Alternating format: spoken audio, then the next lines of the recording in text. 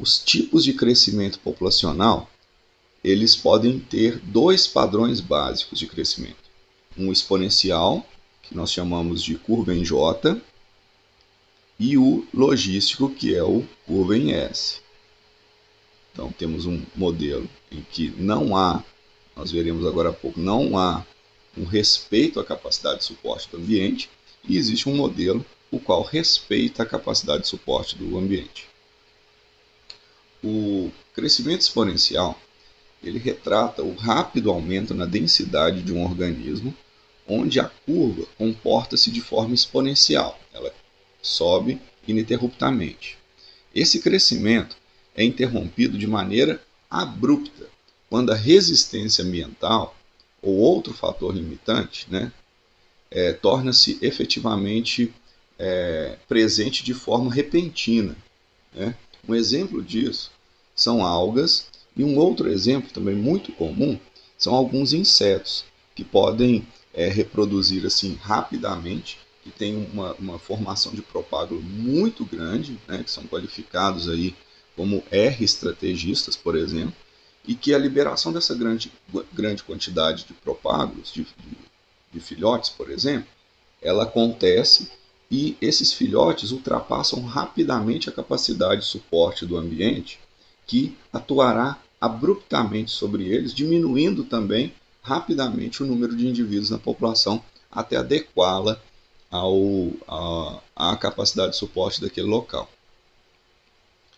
Aqui está o gráfico que representa essa capacidade de suporte, sendo desprezada em um momento. O que observamos aqui é que, da mesma maneira, o mesmo inicia-se com um número de indivíduos superior a 0. No entanto, ele inicia-se de forma mais lenta e rapidamente ele vai tornando-se maior. A curva vai tornando-se maior, mostrando que o crescimento no número de indivíduos é muito rápido. E isso acaba rompendo a capacidade de suporte do ambiente. No entanto, esse crescimento muito rápido, quando os indivíduos então eles vão buscar o recurso no ambiente e esse recurso se mostra extremamente escasso, por exemplo, o alimento, o espaço, o espaço físico, a capacidade de suporte então exerce a sua pressão rapidamente. Então essa curva aqui, da mesma maneira que sobe, ela tende a descer. Isso acontece, como eu disse a vocês, com espécies que têm a sua estratégia de crescimento do tipo R, as R-estrategistas. E isso é uma situação que acontece muito em ambientes urbanos, com algumas espécies que não têm controle, que não têm, por exemplo, predadores para ajudar no controle, que têm um recurso alimentar muito grande. Então as pragas, as que são chamadas de pragas, as baratas, por exemplo, elas têm esse tipo de crescimento. Nascem muitos indivíduos de uma vez, o que romperia a capacidade de suporte, mas como essa capacidade de suporte ela é muito fora do que seria no ambiente natural, a maioria desses indivíduos sobrevive. E a consequência disso são as infestações. E aí gera graves problemas à sociedade humana. Já no crescimento logístico, a população ela aumenta devagar no início, que é o que a gente chama de fase de aceleração positiva. Depois ela tem um crescimento muito mais rápido, que ela vai então se aproximar a uma fase logarítmica. Após essa fase, ocorre desaceleração.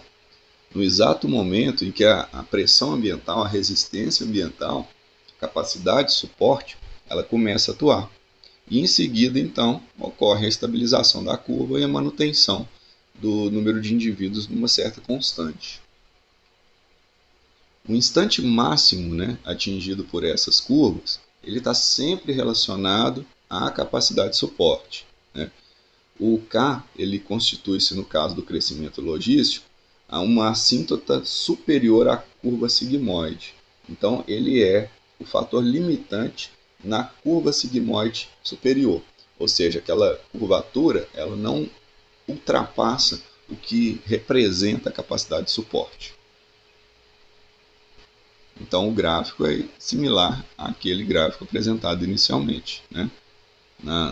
No comentário anterior. Ele não pode começar em zero. Existe um crescimento mais discreto no início, depois inicia-se um processo mais acelerado, uma aceleração.